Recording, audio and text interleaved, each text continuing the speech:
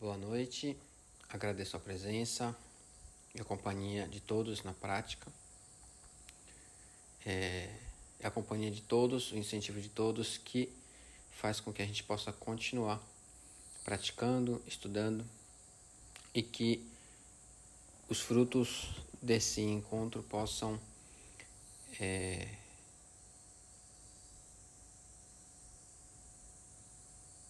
contribuir de alguma forma com os seres ao nosso redor.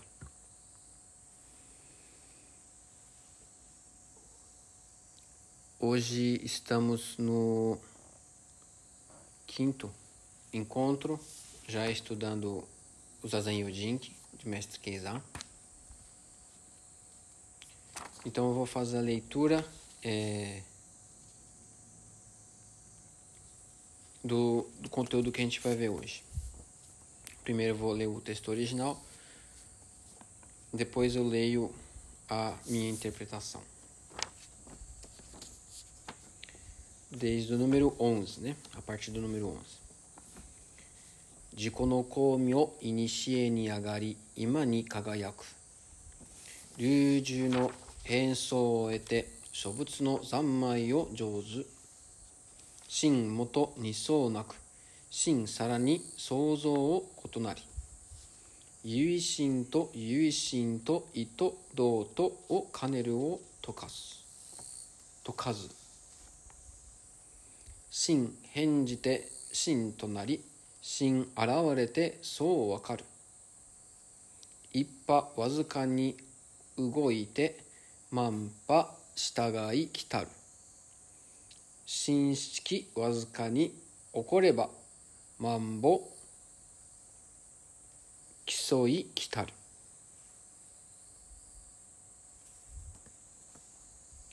A interpretação.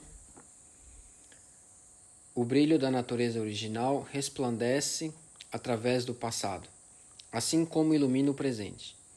É a manifestação de Nagarjuna e também a realização de todos os Budas. Originalmente, a mente não é dual, embora as formas, o corpo, se diferem uma das outras, mente e corpo não diferem e nem são iguais.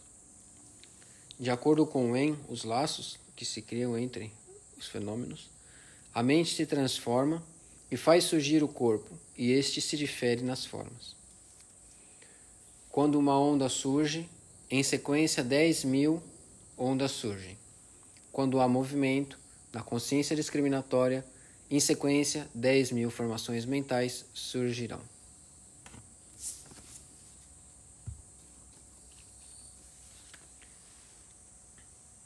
Lendo agora para vocês, eu novamente me dou conta, né, que apesar de parecer um conteúdo curto, esse que a gente vê nos encontros, né, por exemplo, né, a parte 11, 12, 13, se a gente juntar tudo não é uma coisa muito longa, né, não é um conteúdo muito longo, mas mesmo assim, para cada um desses versos, eu levei mais ou menos de 1h30 a 2 horas, lendo, estudando e tentando fazer a tradução, né. Eu me surpreendo toda vez que a gente pega esse texto para ler, com a profundidade e a quantidade né, que tem, a quantidade de conteúdo que tem em cada conceito, né, cada frase. Enfim. Número 11. Jiko no koumyo inishie ni agari ima ni kagayaku. Jiko é esse eu original, esse eu verdadeiro. A nossa natureza original. Koumyo significa algo brilhante, né? Tanto o caractere ko quanto o caractere myo, ambos significam brilho, claro, né? Iluminado. Inishie é antiguidade, o passado. E ima, um pouco mais para frente, significa agora, né? O momento presente. Agari significa levantar, é um verbo de levantar, colocar para cima. E kagayaku significa brilhar, né? A frase, para a gente entender ela no português, ficaria: o brilho, né, o komyo dessa natureza original, ela resplandece, ela brilha no passado e também no presente.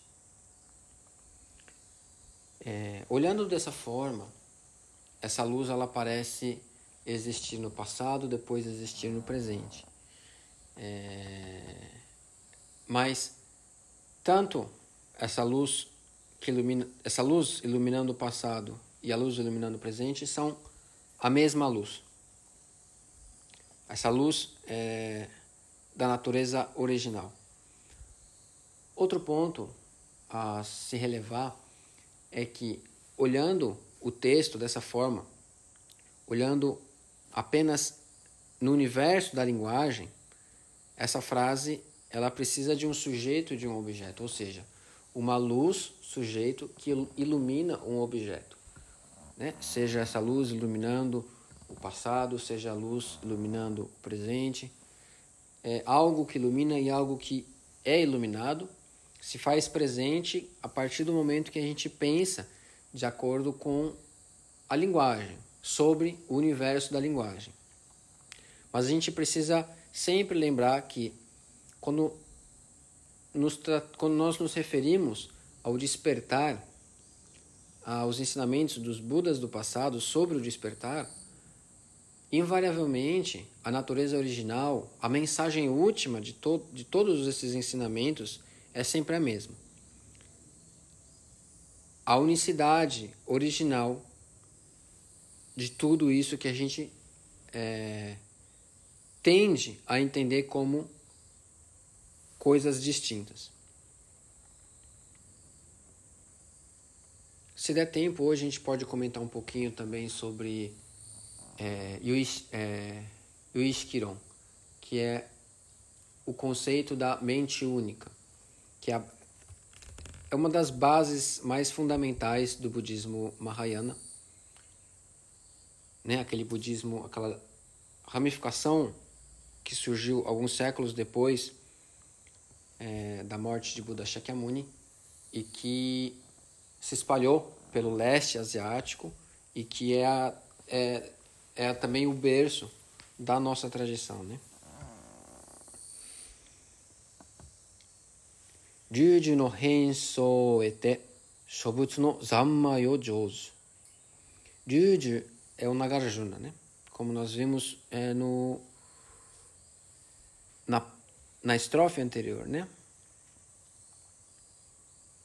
Ou na anterior a isso, não lembro.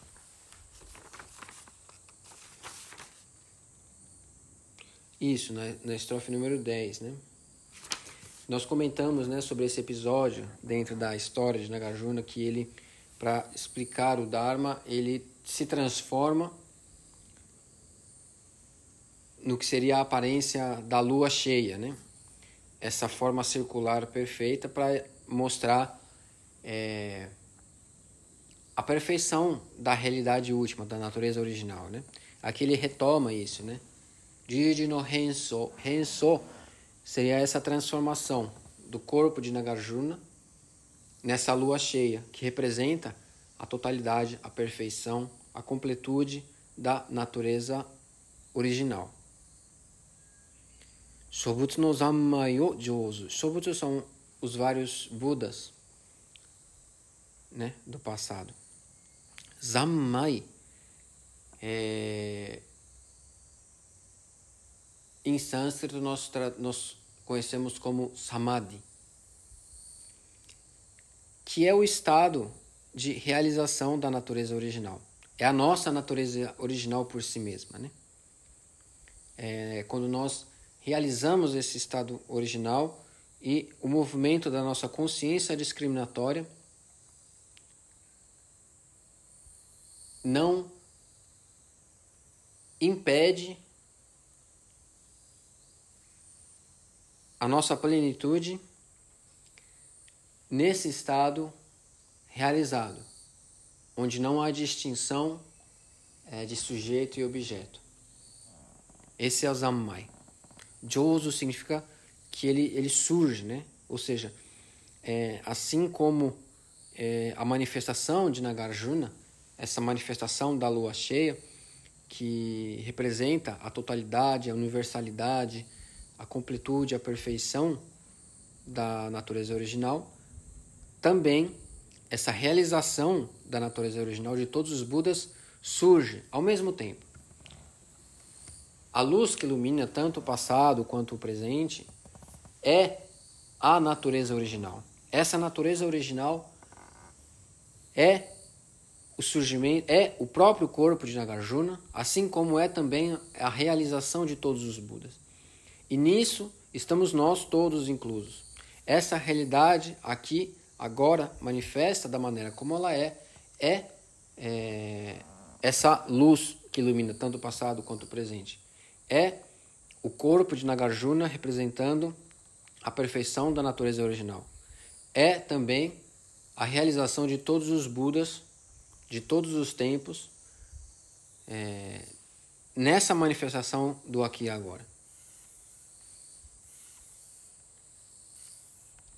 A base do budismo Mahayana, de acordo com o Yuichi Kiron, que é essa visão da mente única, né? Eu não sei se eu posso, eu não sei se a teoria não me parece a palavra correta. Esse conceito da mente única fala justamente de que todas as manifestações, invariavelmente, todas as manifestações, elas surgem da mente. Nós vamos nos aprofundar um pouquinho mais depois, né? Número 12. Shin moto niso naku. Shin sarani souzo o kotonari. Primeira coisa a se atentar, como aconteceu também nos versos anteriores, existem duas palavras com dois caracteres com a mesma leitura, só que com significados diferentes. Dentro do japonês, né, comum, possuem significados diferentes, mas que nesse texto acabam recebendo o mesmo significado. Mas é importante a gente entender que são caracteres diferentes. Então, primeiro, no número 12, o primeiro shin que aparece é o que nós traduzimos como mente. O segundo shin que aparece logo depois da vírgula, na primeira frase da estrofe 12, significa corpo. Então, a primeira parte, antes da vírgula, shin moto niso naku. Ou seja, a mente, ela originalmente não é duas, não é dual. Não há duas coisas. Então, depois da vírgula, shin sarani souzo o kotonari. Embora as formas, né, o corpo, aqui nesse momento o corpo está se referindo às formas, às cores, à matéria, às manifestações, que possuem as suas formas, cores distintas. Se a gente retomar o número 10, a estrofe número 10, Sanso daishi shibaraku nazukete shin to nashi, Ryuju sonja kari ni nazukete shin to nashi. Ou seja, o terceiro patriarca na China, Kanchi Sosan Zenji, ele provisoriamente chama essa realidade, a natureza original, de Shin, como mente.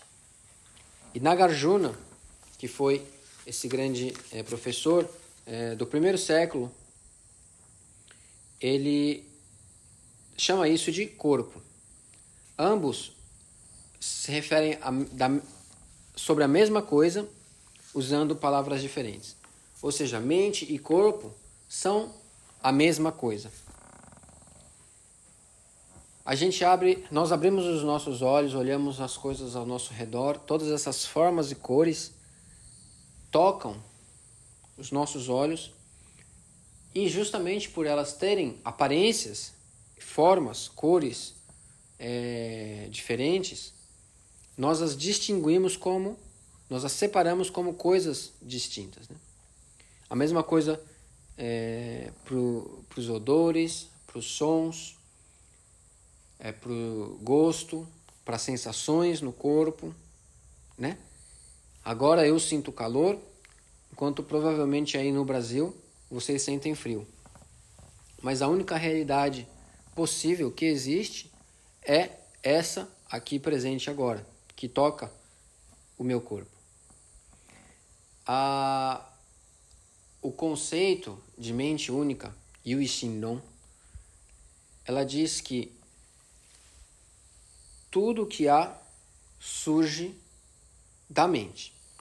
Então, a gente precisa relembrar um pouco do que a gente estudou no Hanya Shingyo. Depois vocês podem retomar esse material também para ficar um pouco mais claro. Vamos relembrar.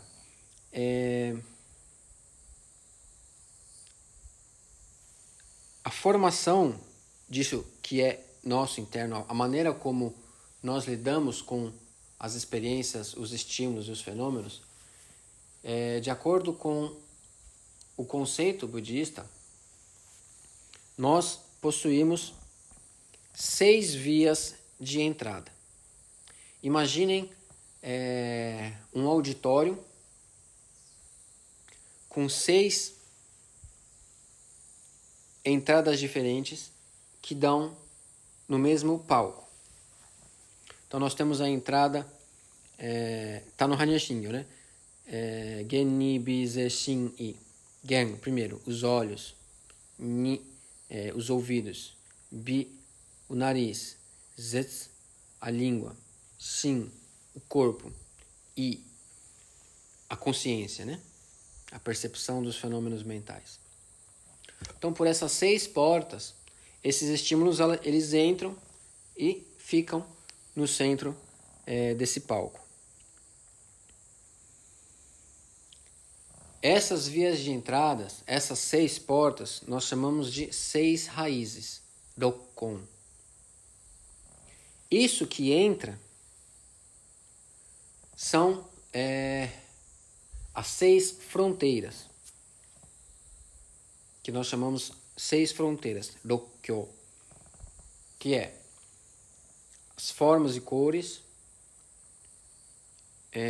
os sons, os odores, o paladar, né, os sabores, né? Desculpa, os sabores, as sensações, né, as texturas, temperatura e os fenômenos mentais.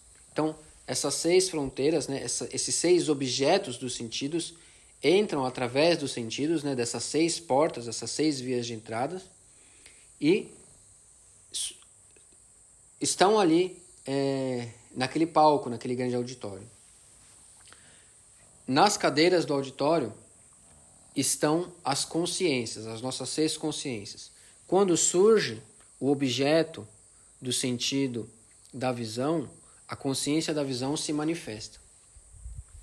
Quando entra o objeto do sentido da audição, ou seja, o som, ele entra pela via de entrada do ouvido, então a consciência da audição se manifesta.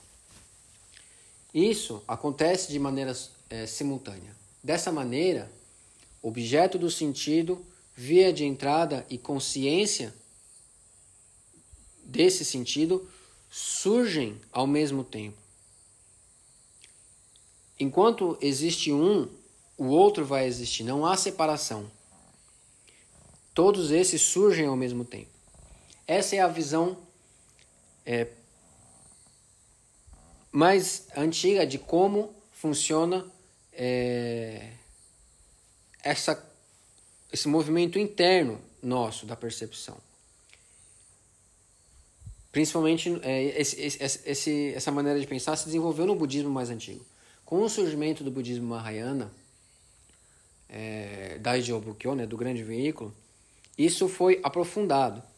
Ou seja, esse movimento dos 18 mundos, né, que, como nós vimos no Hanya Shingyo, que são as 6 vias de entrada, os 6 objetos dos sentidos e as 6 consciências, são os 18 mundos, né, Juhakkai. o movimento disso é um movimento incessante. A cada milésimo de segundo. É difícil a gente estabelecer um período de tempo, porque nesse momento não há tempo. A palavra em japonês que nós usamos é setsuna. Setsuna. Setsuna significa esse instante do momento presente, aqui e agora. Esse é a menor fração do instante presente aqui e agora. A cada setsuna, a realidade toda se manifesta dessa forma. Todas essas consciências, vias de entradas e objetos do sentido se manifestam ao mesmo tempo, nesse micro instante do aqui e agora. Esse movimento cria a sensação de identidade. Essa sensação de identidade que nós acabamos chamando de eu, identidade, ou que nós acabamos nos identificando. Isso seria o que, na teoria do apenas mente, do Yuishikiron, é o que nós chamamos de manashiki. Manashiki, em japonês, né? Manashiki. É a consciência mana, do sânscrito mana. Seria a sétima consciência. O que é esse sétimo estágio? É a sensação de identidade que surge por conta do movimento das 6 consciências que surge junto das 6 raízes e dos 6 objetos de sentido. Ok? Até aqui tudo bem? Acontece que... Henrique, pode falar. Sim, mestre, tudo bem. Você se importa de depois, ou ao longo da sua conversa, voltar a falar dessas 7 consciências? E eu explico por quê. Em algum tempo, durante o meu processo de aprendizado em sangas, em outras sangas, eu entendi as 7 consciências como camadas sobrepostas. Uma primeira consciência, segunda consciência, em formas hierárquicas, talvez. A forma como você está colocando, e me corrija se eu estiver errado, seriam várias portas e não sobrepostas, mas a consciência que provém da visão, que provém da audição, a própria consciência que provém da mente. E essa sétima consciência, ela toma uma outra forma para mim. Então, essa é a minha questão. Tá.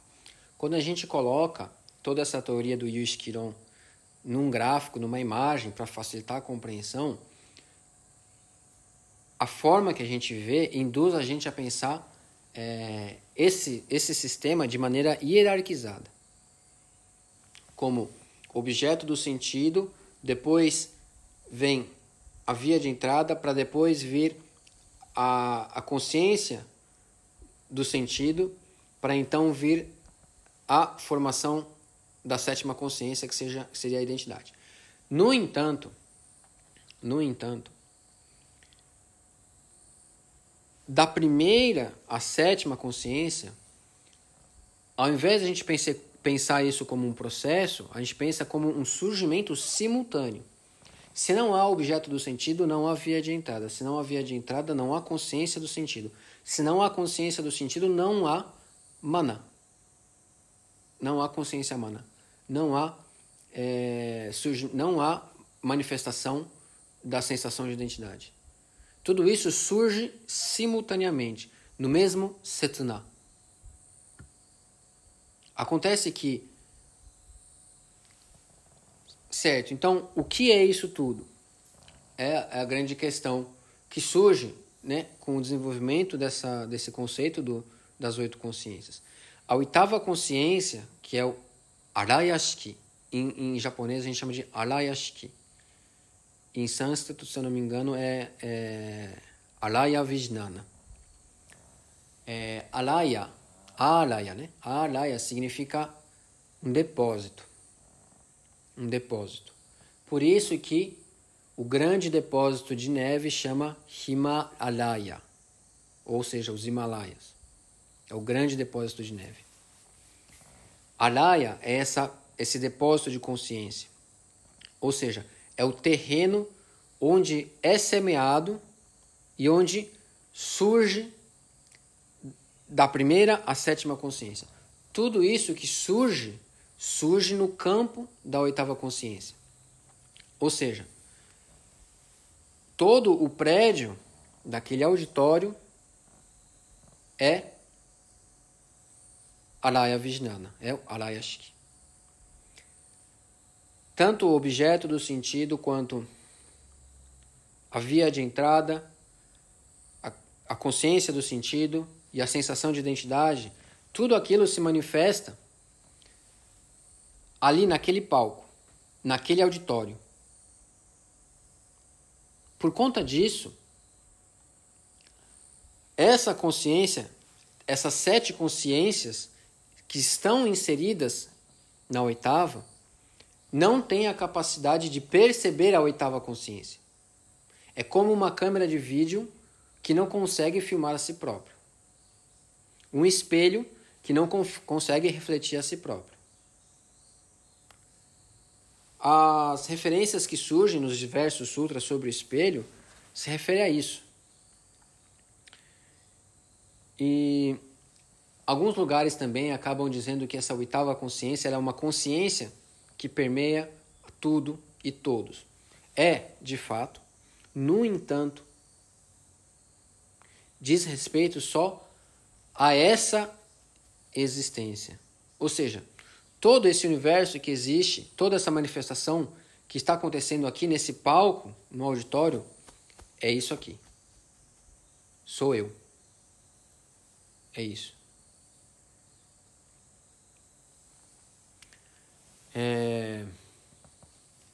Nós vamos ver o exemplo que Zanzendi traz no próximo parágrafo, né, sobre as ondas. Quando eu abro os meus olhos, os sons tocam os meus ouvidos, as formas, as cores tocam meus olhos, a temperatura, as texturas tocam o meu corpo, os odores tocam o meu nariz, os pensamentos tocam a minha consciência. Tudo isso é todo o universo. É a única possibilidade que existe. Ou seja, a oitava consciência, ela é todo o universo. E tudo surge dessa oitava consciência. Tudo é mente. Tudo surge da mente. Eu posso tocar essa xícara. Posso tomar o chá. Escuto o som dela tocando a mesa. Mas, como a gente viu, tanto os objetos dos sentidos, as vias de entrada e as consciências dos sentidos, elas surgem ao mesmo tempo. Tudo isso que surge diante desse palco que é essa Alaya Vijnana, esse grande depósito da consciência, eu vejo, eu sinto, eu experiencio tudo isso, mas de maneira subjetiva. Ou seja, a única maneira que eu tenho de experienciar isso. No entanto, eu não tenho como sair dessa oitava consciência, porque é todo o universo que existe. Eu não consigo me certificar de que esse objeto da consciência, objeto do sentido, esse objeto do sentido, ele existe de fato.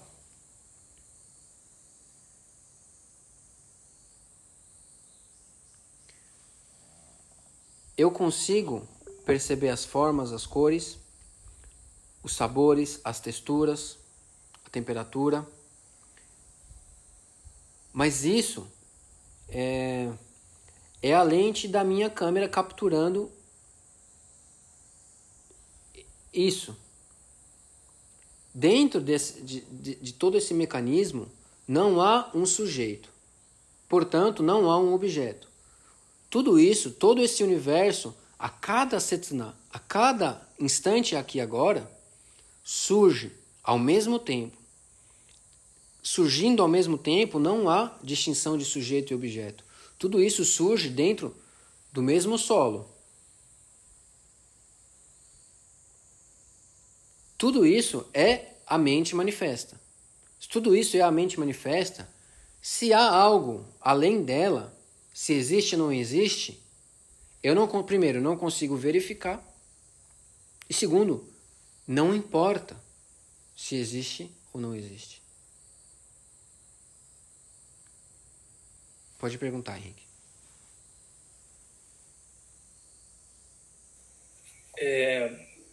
Não sei se minha pergunta vai fazer sentido depois do que você falou no final, mas eu entendo o que você está falando de uma forma que é uma forma muito grande, muito majestosa, no seguinte sentido. Todas as outras consciências que você foi citando, elas dão a sensação de que elas vêm ou de fora para dentro, ou elas estão dentro.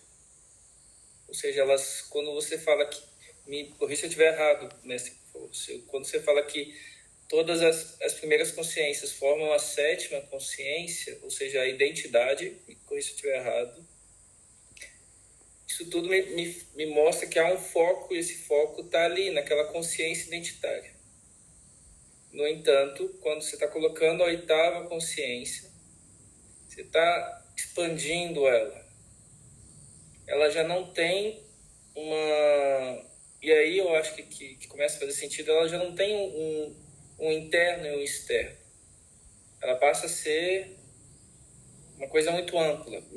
A imagem que eu tenho é uma pessoa no escuro e cada vez que dá um passo se ilumina e uma realidade aparece, dá outro passo, uma realidade aparece como se fosse uma questão de energia, seja ela visual, seja ela sonora, seja uma gama de ondas que formam ali uma mistura de sentidos e de consciência. Eu deixei uma catarse acontecer para ver se faz sentido o que eu falei, mestre, porque é uma construção de uma ideia nova para mim. Então, essa oitava consciência, ela é muito ampla e ela sai do campo do eu mesmo, mas não é uma consciência associada a uma questão de identidade, mas é uma consciência com um espectro muito maior. E essa é minha primeira... Se essa afirmação estiver correta, eu queria complementar. Então, essa afirmação está correta? Eu acho que o direcionamento é mais ou menos por aí. A palavra consciência no português, ela é tendenciosa, no sentido que a gente tem uma cultura em cima dessa palavra consciência voltada somente para a mente. Mas dentro do budismo, como a gente viu anteriormente, tanto mente quanto corpo, ou seja, aquilo que é do universo da mente, da consciência, daquilo que é no universo da matéria, não são coisas distintas, porque tudo isso surge do mesmo solo, que é o Alaya Vijnana, que é o Alaya Shiki, a oitava consciência. Então, se a gente esquecer a palavra consciência, a gente pode usar a palavra solo, o solo primordial, de onde acontece, de onde surge todo esse movimento. Os objetos dos sentidos, as vias de entradas e a consciência desses sentidos surgem ao mesmo tempo. Esse movimento de surgir ao mesmo tempo é por si só a sensação de identidade, ou mana, que é essa sensação de identidade. Mana está no solo de Alaya Vijnana. Mana, não, por estar ela está inserida no solo de Alaya Vijnana, ela não consegue perceber Alaya Vijnana, a oitava consciência. Mas tudo que há, absolutamente tudo que há, é originado em Alaya Vijnana, nesse solo. E aqui acontece uma coisa muito interessante. O surgimento de mana, que é, por consequência, o movimento dos 18 mundos, ou seja, das seis objetos do sentido, 6 consciências e 6 vias de entrada, isso gera uma semente, vamos pensar assim. Uma semente, nesse Setsuna, nesse micro instante aqui agora, o surgimento disso gera uma semente, gera uma influência. No instante seguinte, no Setsuna seguinte, aqui agora, de novo, essa semente que foi deixada nesse solo, influencia tanto o solo, que consequentemente vai influenciar o surgimento de mana e de todas as consciências e das vias de entradas e dos objetos dos sentidos. Ou seja, o surgimento, a criação de mana, criando todo esse universo, de Alaya, Alaya criando todo esse universo que cria mana, que cria as consciências, esse surgimento por si só influencia ao mesmo tempo o próprio Alaya, a oitava consciência. Essa influência vai surgir no surgimento do próximo Setsuna, do próximo instante aqui agora. Então, a influência, a semente plantada pelo surgimento do mana anterior no Alaya vai fazer gerar um novo universo minimamente distinto. Essa micro diferença vai gerar uma nova semente que vai ser plantada nesse solo, que vai surgir um novo universo, um novo micro instante, a partir dessa semente já modificada, que vai gerar mana, consciência, forma, som, tudo, que vai influenciar o próprio Alaya novamente, nessa semente plantada novamente, que vai surgir de novo com uma micro mudança, e isso numa escala maior, como uma tira de um filme, com pequenas diferenças de um para o outro. E essa tira de filme é todo o universo que há. E é tudo que eu conheço. Pode dizer. Me permite se eu falar que eu não gostei da expressão semente, porque ela cria uma sensação de origem. E pelo que eu estou entendendo, não existe uma originação. Seria mais ou menos, eu não tô querendo ir contra a explicação, mas me perdoa se às vezes a minha verbalização não for adequada. Mas eu entendo isso como um ciclo de água, por exemplo, vê se faz sentido de novo. Onde um pingo de água cai num lago gerando ondas, e aí eu entro na imagem que o texto passou. Onde essas ondas vão girar e tal, depois de muito tempo essa água vai virar vapor e vai voltar a ser uma gota e vai cair naquela água de novo. Mas é um movimento ao mesmo tempo. Ele pulsa, então está toda hora gerando e cogerando, sendo uma espécie de pulsação, de vibração, como se tudo tivesse em movimento mesmo, e tudo tivesse se manifestando de forma recíproca, ou seja, com vibrações constantes. Isso está correto? Está correto? Essa imagem está correta? Então, dito isso, quando a gente está dentro dessas ondas, por diversas formas, a gente às vezes consegue orientar essas ondas. Seja no mar mesmo, a gente pode pegar uma onda, fazendo uma analogia muito simplista. Às vezes uma pessoa surfa numa onda. Ou seja, ela consegue se movimentar dentro dessa onda, ela consegue utilizar essa onda. Ou seja, essa energia às vezes canalizada, ela é utilizada em diversos aspectos, a gente tem diversas utilidades. Então, eu estaria extrapolando demais ao dizer que essa movimentação ela existe, por conceito, igual a gente está vendo aqui agora, e conhecendo isso, a gente pode participar desse movimento de uma forma mais orientada? Essa é a pergunta.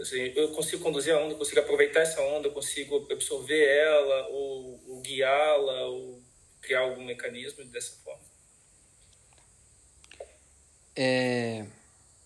Enquanto você pensar dessa maneira, você vai pensar em sujeito que lida com a onda. Não há distinção. A ideia desse movimento, desse pulsar, tudo, ela dentro da teoria, ela faz todo sentido, né? A questão é que quando a gente vai olhar para a realidade de fato, a gente tem esse condicionamento de olhar para as coisas a partir do ponto de vista de um sujeito. Ou seja, é mana. Mana é essa sensação de identidade que surge por conta das interações que nós temos com as coisas ao nosso redor.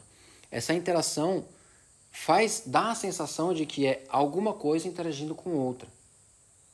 Mas o surgimento disso é simultâneo. No momento em que surge o som, surge aquele que ouve o som. Portanto, não são coisas separadas. Nesse microinstante, surge todo o universo. Por isso que nós estamos aqui agora, já no despertar de Buda Shakyamuni. Não tem nada além disso. A questão é perceber isso. E tratar essa onda de maneira orientada, de alguma maneira orientar essa onda, é pensar que nós somos identidade. É uma identificação com essa sensação de identidade. Como se fosse alguma coisa diferente do próprio pulsar, da própria onda. Mas nós somos todo o universo aqui agora. Esse corpo, essas ideias, a sensação do calor aqui agora, tudo isso surge do solo de alaya, ou seja, da mente. O que nós chamamos em português de mente, o que no texto Kanchi Sosan Zenji chama de Shin, de mente, né? Kokoro, e Nagarjuna chama de Shin, Mi, que é corpo. Eles estão falando da mesma coisa com palavras diferentes, porque a palavra tanto faz. É a maneira como a gente vai se dirigir a isso.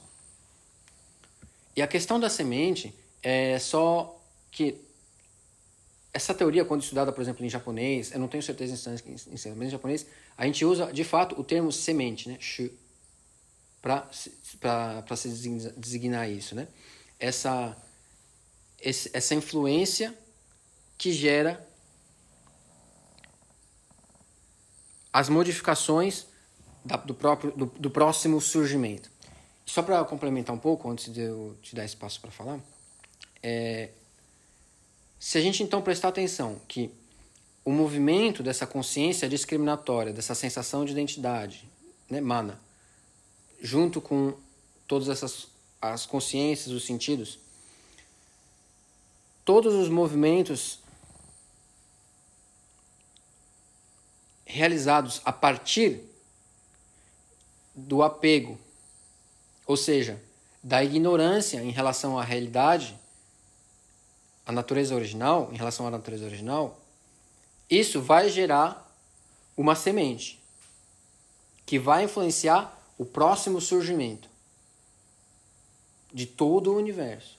Ou seja, e não há nada ali nesse sistema que a gente possa identificar como algo que seja uma identidade, que seja fixa, que vai permanecer até o próximo surgimento.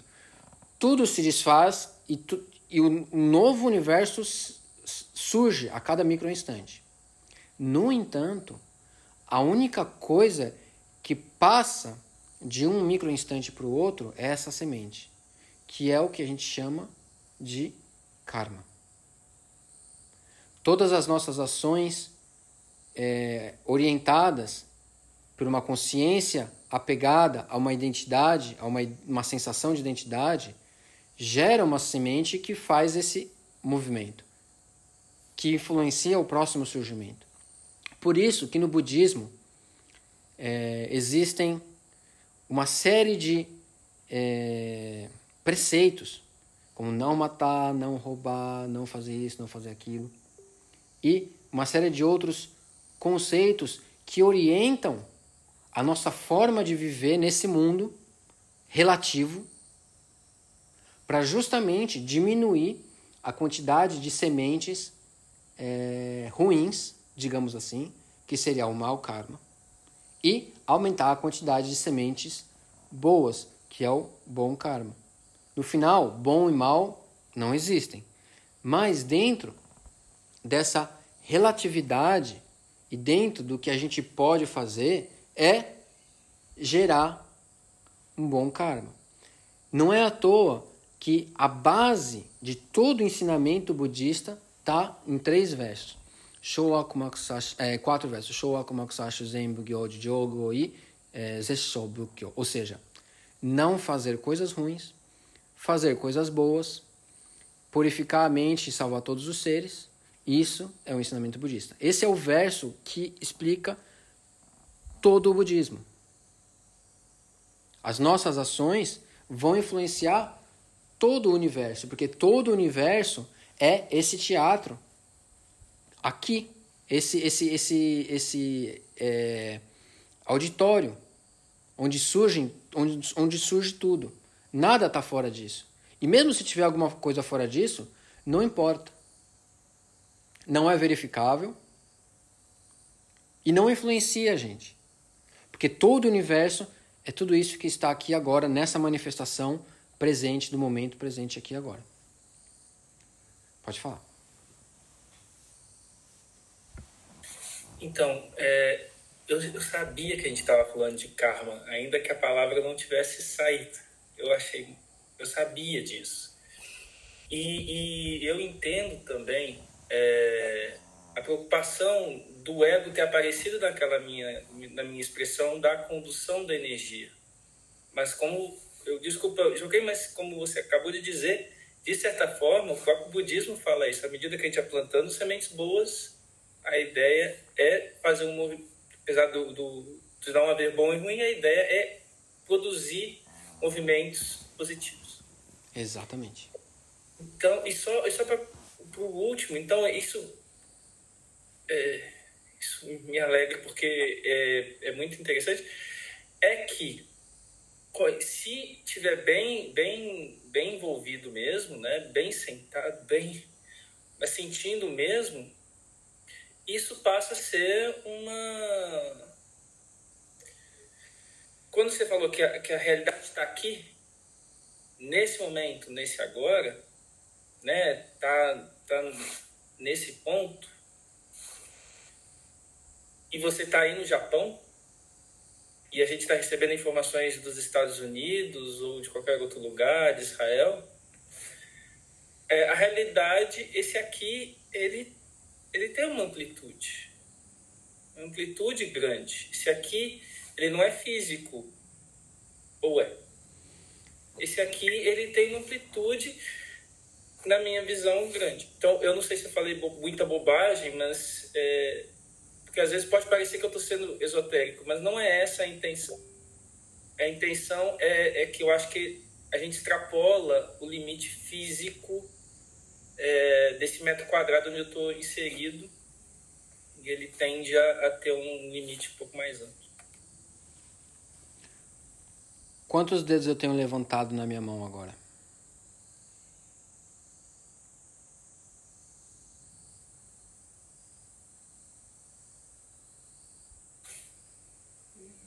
Não sei, mas não importa. Isso não está dentro, dentro dessa teoria que a gente estava falando, não é um dos objetos das vias de entrada. Ou seja, não faz parte da consciência dos sentidos, portanto, não faz parte de mana. Consequentemente, não surgiu em alaya. Portanto, Não é a realidade aqui agora. Né? Se a gente recebe informações de outros lugares, dá a sensação de que é outro lugar. No entanto, é a própria mente. A sensação de distância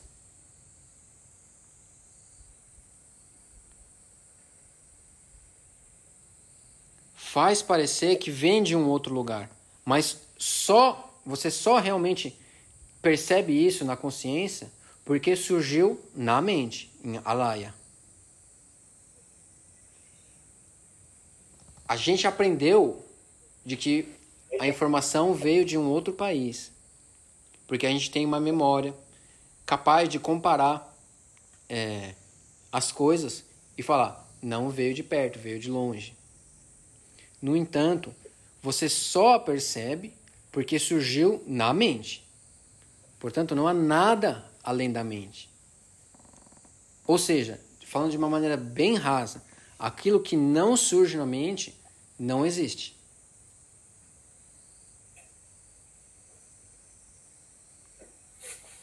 Johnson, pode falar?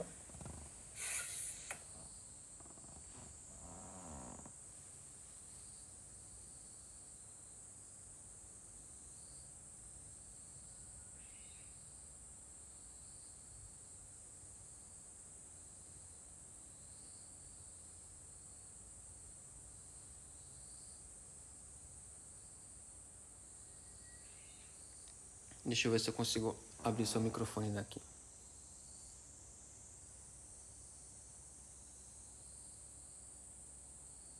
Acho que não consigo.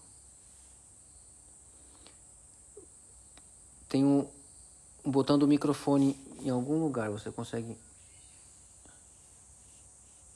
encontrar?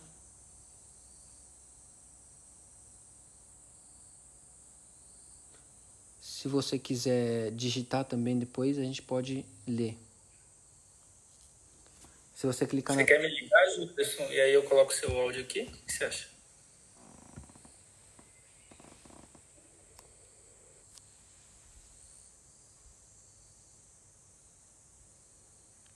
Tem um símbolo de microfone do lado da carinha e do lado da câmera.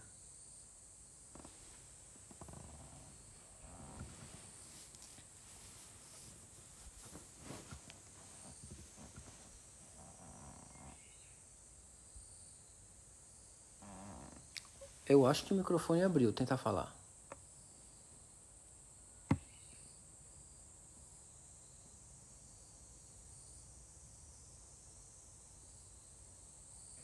Janderson, fala alguma coisa.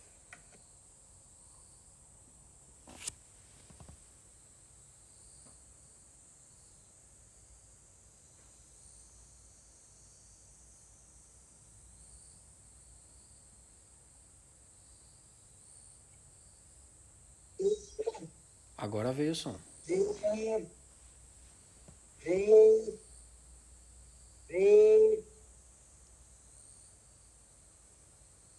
Janderson, a gente consegue te escutar.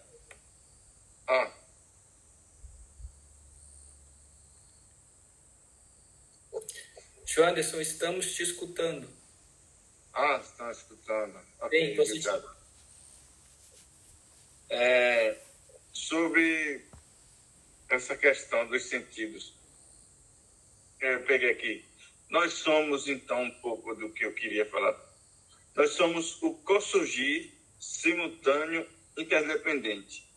Então, nesse co-surgir é que surgem esses sentidos e essas percepções. E a mana seria o interdependente, é mais ou menos isso, Joaquim? Tanto os objetos dos sentidos, né, os sons, os cheiros, os gostos, quanto isso que percebe esses estímulos, que são a nossa audição, visão, paladar, e a consciência desses estímulos surgem ao mesmo tempo. Esse movimento de surgir ao mesmo tempo é por si só a sensação de identidade que a gente carrega, que é mana. Entende? A mana está ligada à interdependência. É o solo. Mana é o próprio surgir interdependente de tudo isso. E justamente por surgir simultaneamente, todas essas coisas surgirem simultaneamente, que mana é esse próprio surgir, ou seja, ela é esse próprio movimento interdependente, né? Dessa sensação de identidade, essa identificação com essa sensação de identidade, né? Mas como a gente já viu em textos anteriores, os Budas do passado, eles falam do apenas sentar-se, por exemplo, né? O apenas sentar-se é justamente essa realidade manifesta anterior à sensação de identidade, à linguagem se manifestar. Enquanto a gente tenta, por meio da linguagem, cercear a manifestação da realidade, por meio dessas teorias todas, a gente está lidando somente com as teorias, com as palavras. Para a gente compreender de fato isso tudo, escutar esse som aqui é o suficiente. Esse bater de palmas, ele não significa o momento aqui e agora. Eu não estou falando de significado. Não é para vocês entenderem significado nisso. Se vocês quiserem perceber a realidade aqui e agora, não tem outra forma senão olhar para a realidade aqui e agora. Bater palmas não é uma charada intelectual a ser resolvida.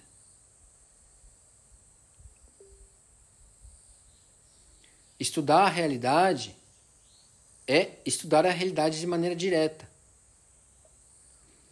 Estudar o universo todo que surge de Alaya é olhar para a realidade aqui e agora. Imaginar algum lugar longe de onde vem alguma informação é lidar com as palavras, não com a realidade. Por isso, tudo o que há é aqui e agora, diante de mim. Tudo que entra pelas 6 portas e entra naquele palco daquele auditório. Não há necessidade de olhar para as coisas e tentar desvendar uma charada, porque não precisa ser desvendado, não tem nada para ser desvendado. O exercício, a prática do Zen é justamente abrir mão dessa necessidade de tentar resolver um problema que nunca existiu. Por isso que estudar toda essa teoria, ela é uma faca de 2 gumes. Estudar a teoria do Yuichi Kiron, né, da mente única, é muito interessante. Outro dia mesmo eu passei um bom tempo escrevendo, lendo. No entanto, realizar o caminho de todos os Budas do passado não é desvendar uma charada teórica, filosófica. Isso é só lidar com as palavras. Por isso que estudar o budismo é estudar a si mesmo. Estudar a si mesmo é esquecer-se de si mesmo. Esquecer-se de si mesmo é estar iluminado por todos os fenômenos, todos os seres. Estar iluminado por todos os fenômenos, todos os seres é corpo, mente caído, meu e do outro. Ou seja, não há sujeito, não há objeto. A única coisa possível de ser estudada é a manifestação aqui e agora, de maneira direta. Isso tudo que se manifesta antes da nossa linguagem. Olhar para o palco e só lidar com o texto da peça não é olhar para a realidade manifesta aqui agora. Estudar o budismo é estudar a si mesmo. Tudo que surge, todo esse universo que surge nesse Setsuná, nesse instante aqui agora, é mente. Estudar isso é estudar budismo. Estudar a si mesmo é estudar a mente. O que é a mente no budismo? Não são só os pensamentos, não é só aquilo que está no nosso cérebro. No budismo, mente é tudo, todo o universo, toda a manifestação que surge nesse micro instante aqui agora. E a única forma que a gente tem de estudar ela é assim.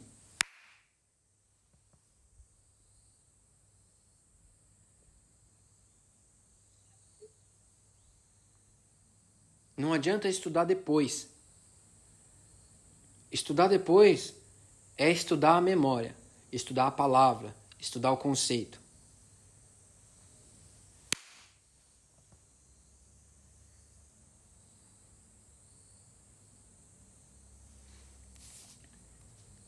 Vamos continuar no texto. Número 13, o último verso de hoje. Ippa wazuka ni ugoite manpa shitagai kitaru. Shinshiki wazuka ni okoreba manbo kisoi kitaru. Quando uma onda surge, em sequência, 10.000 ondas surgem. Né? 10.000 significa infinitas, né? Quando há movimento da consciência discriminatória, em sequência, 10.000 formações mentais surgirão. Tudo o que a gente falou sobre Yuichiron está resumido nessa frase.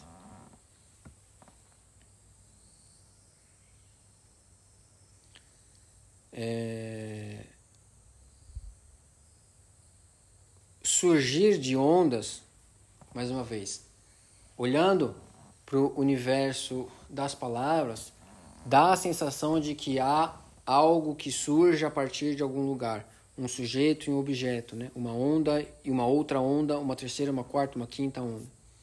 No entanto, tudo isso é a mesma água. Ou seja, o mar é onda, a onda é mar.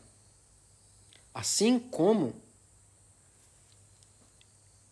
tudo isso aqui é todo o universo.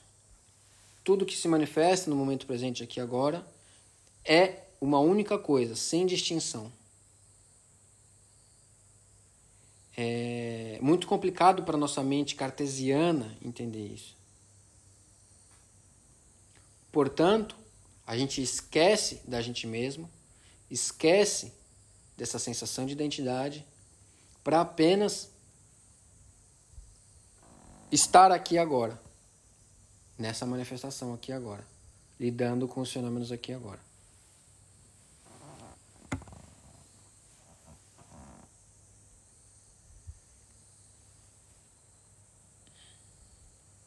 Alguém tem mais alguma pergunta? Guilherme? Eu tenho... Primeiro, foi elucidado, né, vamos dizer assim, o que eu ia perguntar aqui. Desde antes de eu entrar para participar da Sangha, eu vi todos os vídeos, né, das aulas, das reuniões anteriores, né. Uma coisa que me surgiu é que eu percebi que eu via, não sei se está correto, sem ser me corrigir, é que eu tinha percepção de separação de mim com a realidade. Como se eu vivesse uma realidade, ou eu desfrutasse uma realidade. Quando eu vendo a explicação do Hana Shingo, eu tive a percepção de que eu e a realidade não tem essa distinção, né? Vamos dizer, não sei se é uma percepção correta, né? E a segunda pergunta é... A minha... Tipo assim, não é eu, né? É difícil de pôr em palavras. Mas a minha percepção, essa Laya Vijnana, que eu percebo, é diferente de outra pessoa ou tudo é a realidade? Mesmo na minha percepção, quanto de outra pessoa? Não tem como saber. Porque a única percepção, a única coisa que há é aquele palco que está ali, é aquele auditório todo ali, na verdade, né? Eu não sei o que está fora daquele auditório, nunca fui e nem consigo ir fora daquele auditório. Porque aquele auditório é todo o universo, aquele auditório é a Alaya. É a mente que faz surgir tudo que está ali dentro. Né? É a câmera de vídeo que consegue filmar tudo que chega até as lentes dela. Mas ela não consegue filmar ela própria, não consegue filmar atrás. Ela só filmar 2 lugares ao mesmo tempo, por exemplo. Né? Eu acho que uma maneira de... Eu estava assistindo a aula de um professor sobre justamente Yuichi Quiron, sobre esse conceito da mente única, né? Que tudo é mente. E ele deu o exemplo daqueles óculos de realidade virtual, né? Aqueles óculos, eles nos limitam a sensação da visual e auditiva no máximo, né? Às vezes o controle dá uma tremida, né? Eu só coloquei esse negócio uma vez, só de um amigo meu. Nunca mexi muito. Mas me parece bastante interessante esse exemplo, porque se a gente joga um jogo com esse óculos, tudo que a gente está vendo é todo o universo possível. E a gente, de alguma maneira, interage com aquilo, e o surgimento daquele universo vai acontecendo de acordo com as influências que a gente vai gerando naquele universo. Entende? E a gente não sabe, eu não tenho como acessar tudo o que está fora daquele óculos, daquele universo. Assim como eu não consigo sair do auditório. Assim como a câmera não consegue filmar nada além do enquadramento que ela está ali capaz de enquadrar. Então, não é algo verificável. Justamente porque mana e as consciências e as vias de entradas e os objetos da consciência, eles estão inseridos em Alaya.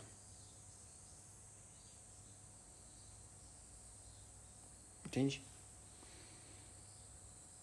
Ou seja, é como se a gente fosse a única coisa que existe.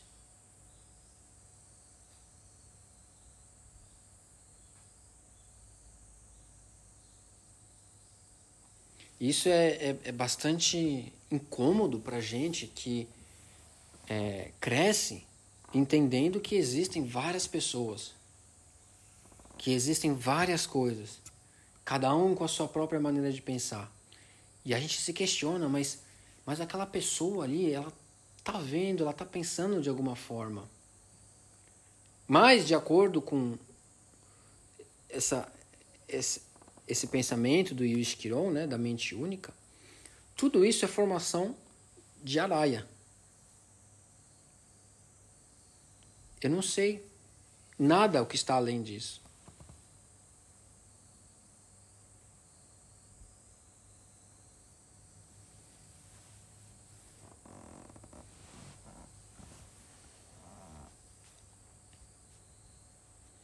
Alguém tem mais alguma questão?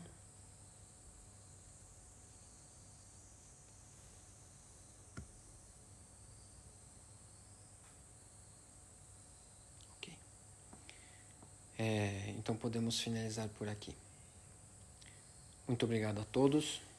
Espero que tenham um bom descanso e que esse encontro possa, de alguma maneira, contribuir para a nossa caminhada e para o bem-estar das pessoas, dos seres ao nosso redor. Muito obrigado.